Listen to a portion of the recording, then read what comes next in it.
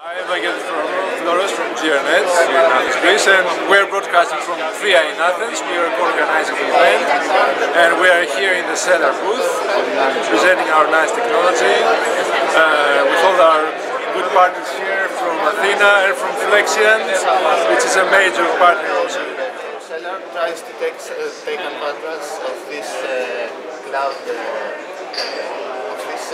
infrastructure, and you need to do this automatically. So you don't want to have someone sitting there behind a screen with a keyboard and watching the application and deciding to other resources.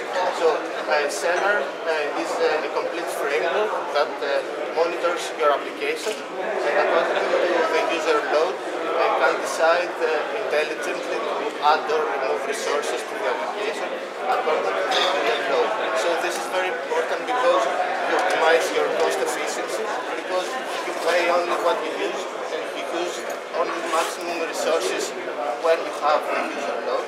So here we have a video.